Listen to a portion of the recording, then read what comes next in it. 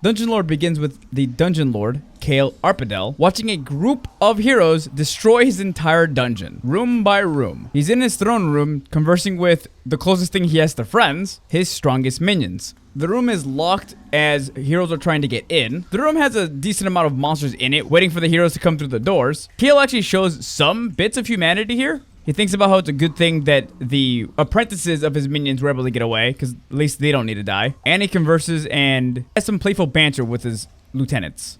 They're basically saying goodbye to each other. The door that's keeping the heroes out of the throne room breaks down, and you see 4 heroes. One seems to be a tanky dwarf, one is a half-elf mage, another is a half-elf cleric, and the last one seems to be, surprise, a half-elf rogue.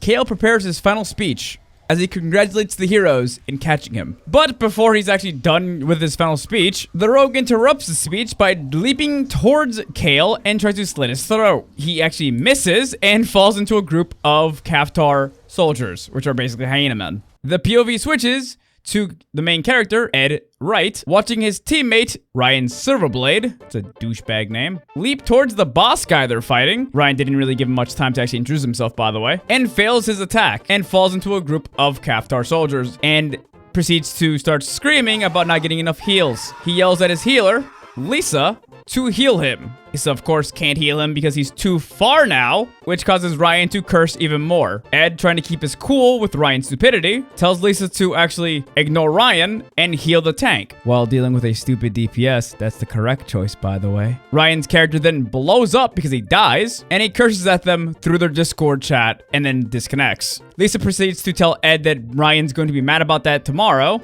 and Ed shrugs his shoulders and says, oh well. And then Ed, as their mage, Mark, their tank, and Lisa, their healer, proceed to finish off the boss. Ed leans back in his chair and proceeds to think to himself, shit, now he has to go deal with Ryan at work tomorrow. Once Ed gets to work, he's immediately paged to his manager's office. And this is where we find out that Ed's friend group works in the same store together and Ryan is their boss. Ryan gives Ed basically bullshit, telling him that he's not a team player. His numbers look bad in the store, which for the record, they work at an IT shop, so they help fix computers. Ed tells him he has no idea what he's talking about, but does suggest that he might be trying to allude to the fact that he's trying to compare his numbers to a video game, and Ryan gets a little annoyed and says, how dare you act like a video game would make him treat him less in his workplace environment. Ed is extremely annoyed and very angry, but he shoves his anger down because he needs the money from this job to pay rent, and he gives him a fake apology. Ryan accepts the apology and tells him he can make it up to him by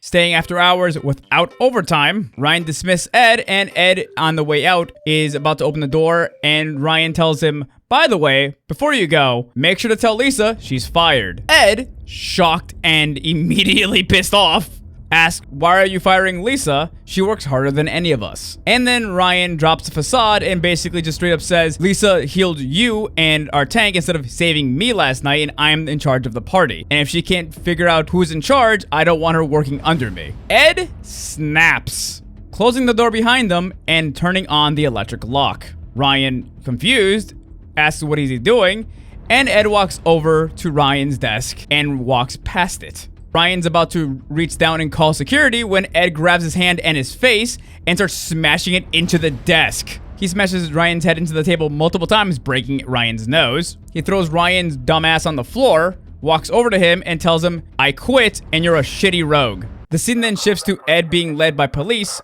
to a police cruiser, as his friends Lisa and Mark are both freaking out about what he just did. Lisa is confused and scared, and Mark is kind of thrilled, if I'm being entirely honest with you. Once he's placed inside the police cruiser, Ed sees Ryan in the corner feeding police officers, well, quite frankly, bullshit about what actually happened. Ed leans back and closes his eyes when a random cop gets into the police cruiser and starts driving off with him. Ed's kind of confused because he left his partner and other police officers behind, and the cop actually tells him that they'll catch up. Ed smells some really gross stink off of the police officer. He thinks it's his body odor or his breath, but it is quickly revealed that the police officer is actually some kind of demon named Haran. Ed, freaking out a little bit, starts looking around and realizes that he's no longer on Earth and he's actually in some kind of other world. Haran warns him to not look too closely into what's happening outside of the cop car because it could actually mess up his mind. Ed immediately does exactly that, and then Haran laughs and tries to erase Ed's mind because it's actually so bad that Ed starts having mental breakdowns, and Ed thanks him for erasing what he saw.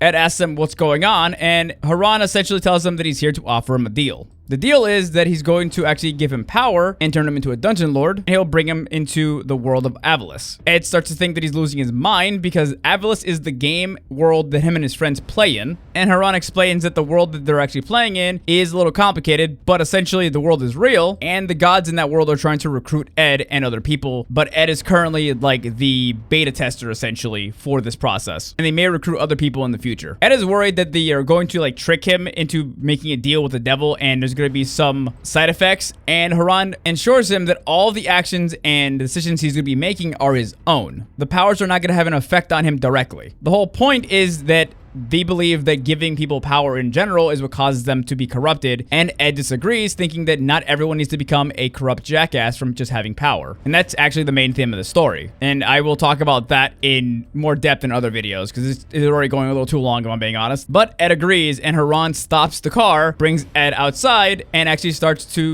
coughing up and puking up a heart for him. Ed is very scared and confused, and Haran reaches over to grab him and knocks him actually unconscious. Ed wakes up a couple minutes later with his heart being pulled out of his chest, Haran looking at him in confusion because Ed shouldn't be waking up, but he apologizes, actually puts him back under sleep, and also erases the memory of him waking up in the middle of the surgery just so it doesn't freak him out too much. Ed awakes with a scar on his chest and the new heart being placed inside of him that gives him the power of a dungeon lord. Haran actually gives Ed some information and exposition about the world of Avalis, and I'm not going to talk about that here because we'd be here all day talking about this. But he explains the bare minimum of what his stats mean, and how 10 is the average for humans.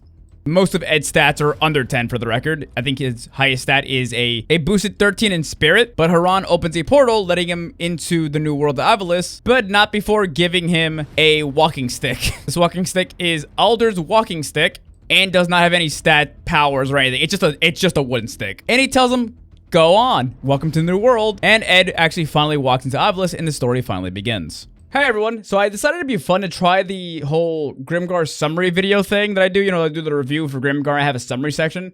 I decided to try doing that for chapters of books that I enjoy and see how you guys thought about that. If you guys don't like this, please let me know. They do take a decent amount of time, surprisingly, to get out. Mainly because I don't have any, like, background footage. Like, usually when I make Grimgar stuff, I'll have, like, the anime in the background so I can, like, take a quick, like, break and just, like, have a section where there's only, like, bits of the anime.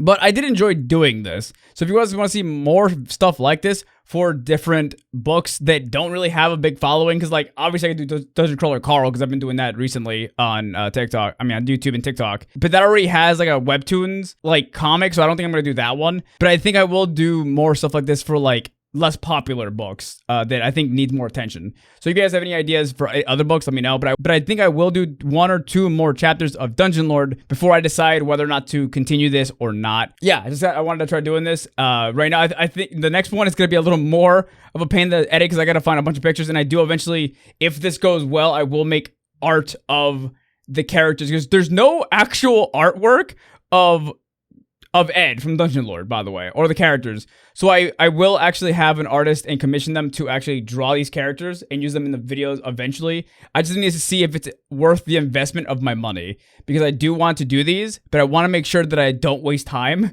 because it's gonna take a while to get me out to get all this stuff done. So again, let me know in the comments, hit the like button. I'll see you guys next time. Have a great week, everyone.